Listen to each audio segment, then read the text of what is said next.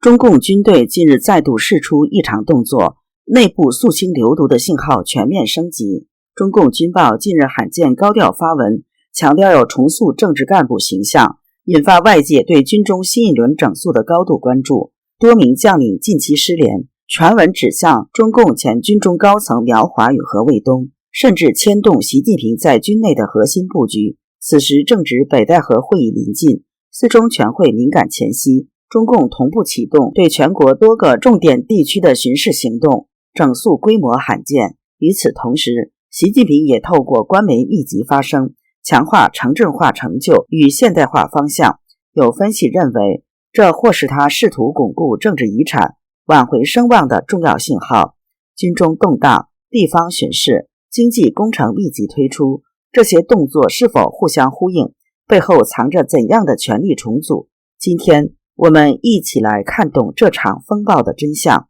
这里是大时局要闻透视，我是王潇。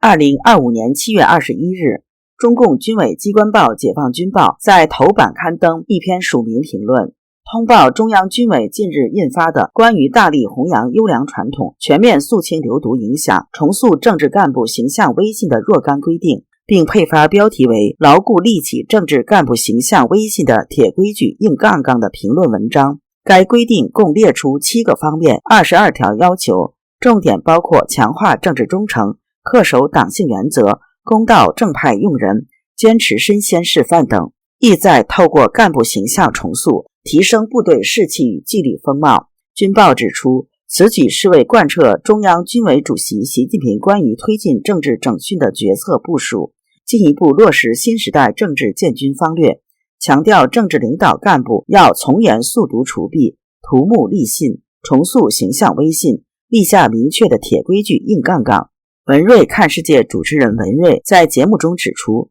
全面肃清流毒影响，这是中共权斗的一个非常明确的信号，军队里面可能又要有大事发生。文章强调对党绝对忠诚，强化政治忠诚，但没有说忠诚谁。这篇文章与2年前的风格有很大不同，当时的文章会明确指出，要坚定不渝听从党中央、中央军委习主席指挥，要让习主席放心。现在这篇文章只提到习近平一次，好像更多的是在淡化他的影响。但即便如此，反习势力也不得不提他，因为他仍是体制一部分。如果内部彻底公开化，真要打起来，反习派也吃不了兜着走。这说明习近平在军中的权力确实出现了很大的问题。如果是张又侠掌握了整个军队权力，那他该拿下的人基本都拿下去了，就是在提醒剩下的人，现在开始要全面肃清流毒，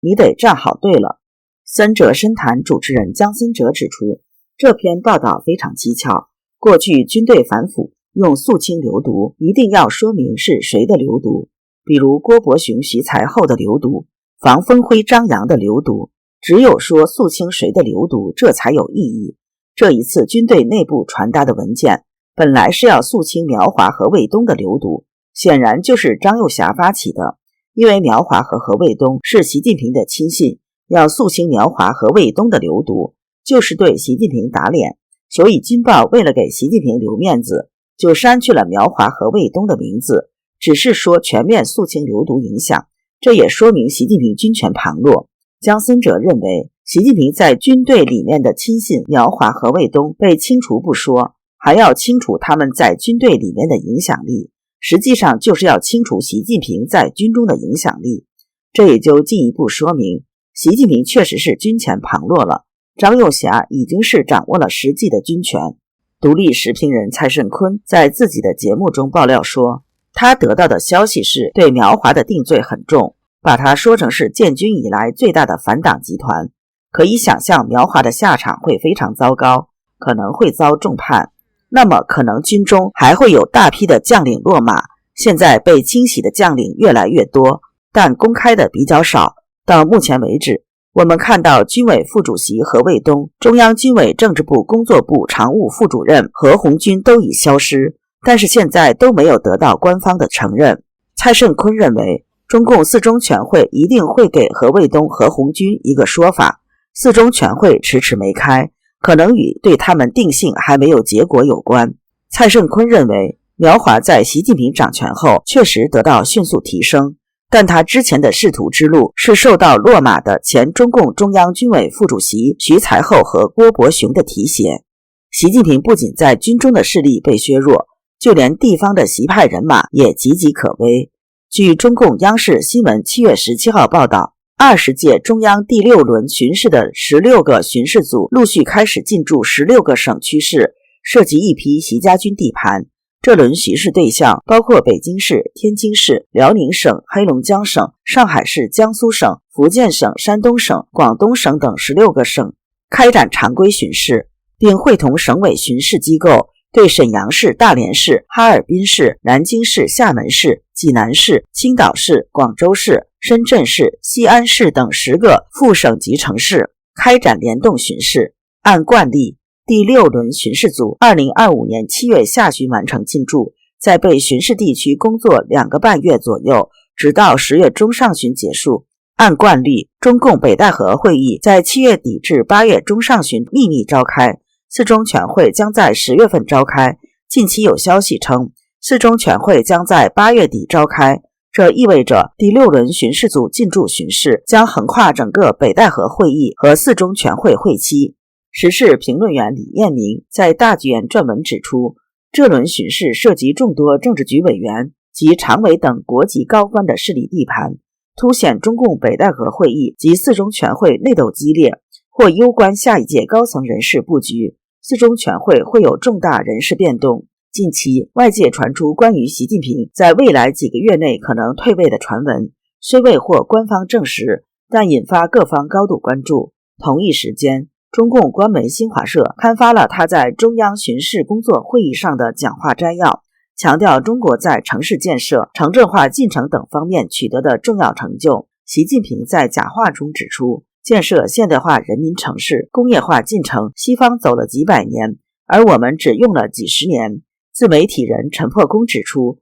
这话已经露馅了。西方几百年来一直在不断的创新、摸索前进，已经算快的工业化了。但中共只用了几十年，是因为中共剽窃、盗版、弯道抄袭、欺瞒知识产权、违反世界规则。习近平等于是承认了中共在抄袭，而且还要继续这么干。在谈到城镇化政策时，习近平表示，推进过程要循序渐进、水到渠成，不能脱离实际、急于求成。他特别提到，要防止拍脑瓜、拍胸脯、拍屁股的3拍干部决策模式，强调政策要接地气、可执行。对此，陈破空认为，习近平这番话间接批评了一些脱离实际的决策风格，包括此前推出的雄安新区、北交所等工程项目。他认为这些项目曾被宣传为重大战略，但部分最终成效有限，争议不小。习近平还强调，北京的空气品质有明显改善，蓝天成为常态，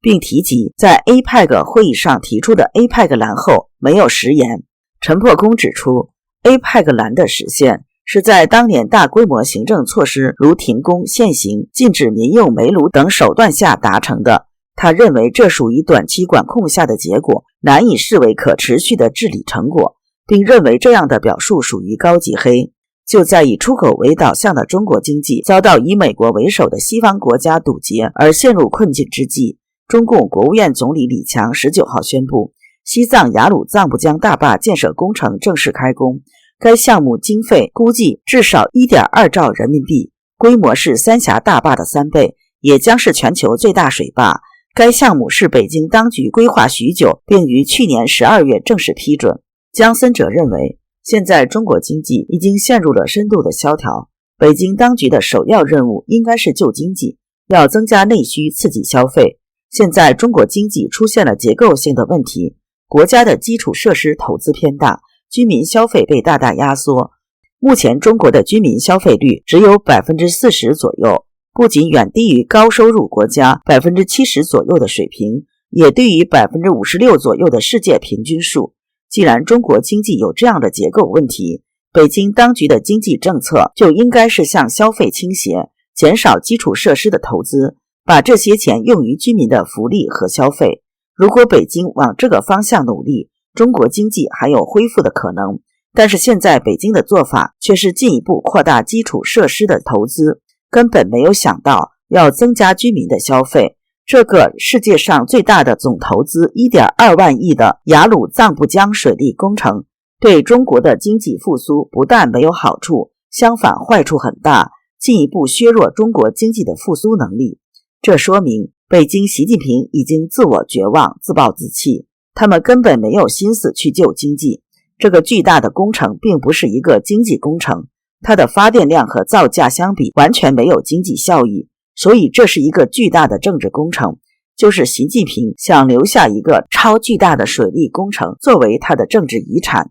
当年秦始皇大修陵墓，想永载史册，现在习近平也想仿效他，临下台再大搞一次政治工程，期望留下政治遗产名垂千古吗？你怎么看呢？这里是大时局要闻透视，感谢你的陪伴与思考，请订阅分享并打开小铃铛，一起在动荡中坚守真相，在黑暗中点燃希望。